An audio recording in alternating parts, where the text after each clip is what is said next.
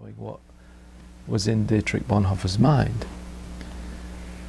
But the gift that we were given is a glimpse, an idea, a thought that is pregnant with possibilities. And so the way that we're trying to explore it is to say, well, what would it mean to live as a monastic in the world? Now, different monastic communities give expression to what we're doing in different ways. So in the Catholic tradition, they would talk about domestics. Domestics are those who are not living in the monastery, but live often in families, in marriages, but have a more normal daily life, not the round of meditation in a monastery, but you live and work in society. Other communities call them oblates or third orders or associates or friends. We are in some respect intentionally losing ourselves in the world to find ourselves. Now that path is very dangerous, and it's dangerous because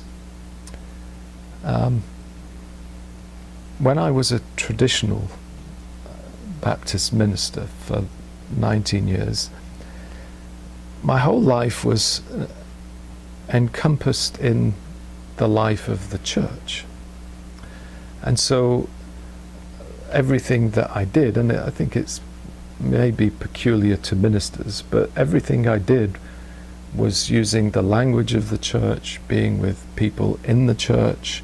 I visited them, I prayed with them, I talked to them, I prepared messages, I preached them, I chaired committee meetings. Everything was in the church.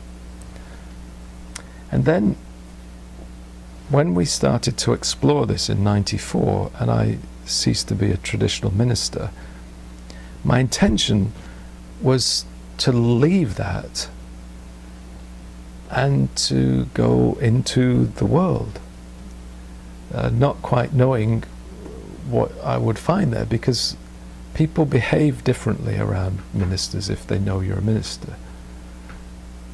You know, and it gets wearing after a time.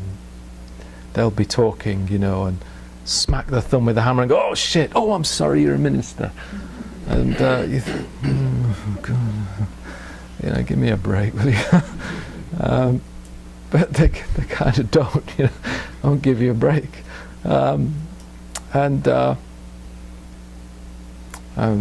Just came to my mind when our kids were little, we had it often, you shouldn't do that, you're the minister's children. Oh dear, it's a killer.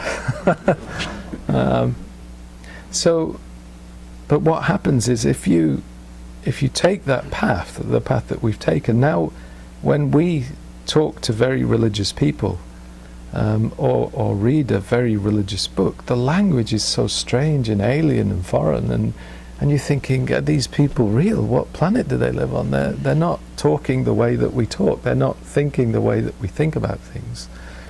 And it became clear to me how religion had simply become a set of words and phrases and a particular way of seeing things that often didn't have any depth to it, any meaning. Because when you intentionally seek to lose yourself, you may well. And though the promise is you will find yourself, maybe you won't. Maybe you'll simply be lost. Now that's an on-the-edge, scary kind of thing to think about, because there's part of us that seeks security, seeks something that's solid and foundational, and something which we know is true. It was the whole of the modern project, was to doubt everything that can be doubted until we find something we can't doubt, and then we can build other things that we can't doubt, and that's the scientific project, that's the whole philosophical thing. I think, therefore I am, I'm conscious, therefore I can't deny that, therefore I'm here, I exist, and let's build something on that. well, what if not? What if when you question and doubt that which can be questioned, doubted, then you just keep going? Well, maybe.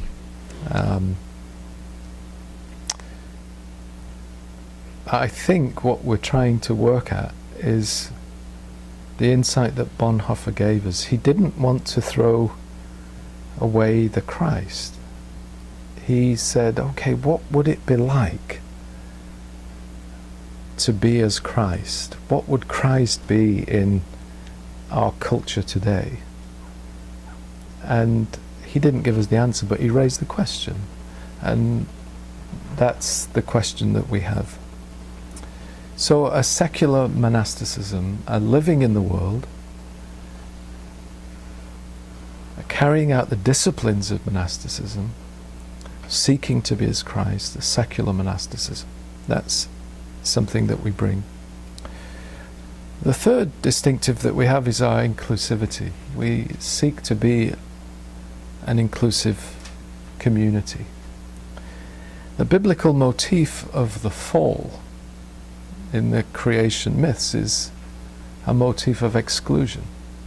When human beings fall, then exclusion takes place. It's exclusion from the divine, it's exclusion from one another.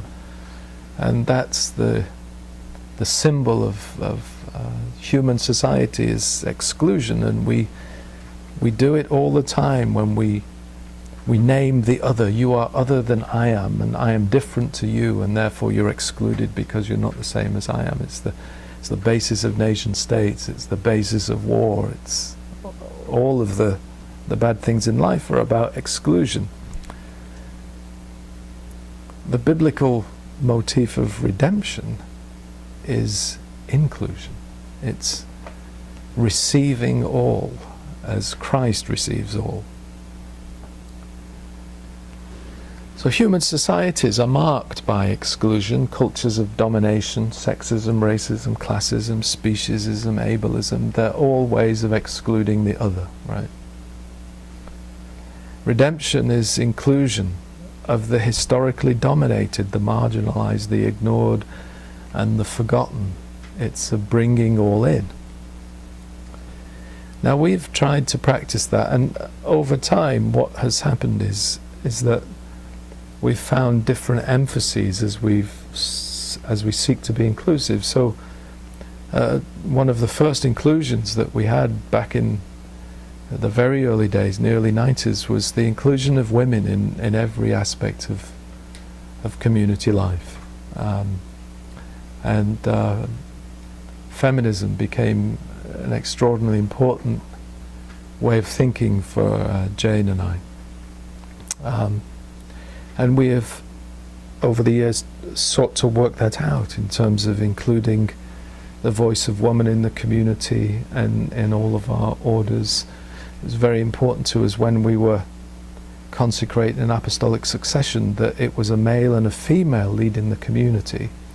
And bishops who we were in contact with says, no, it can't be that. You only have one leader. It's got to be one bishop. You can't have two bishops in a jurisdiction.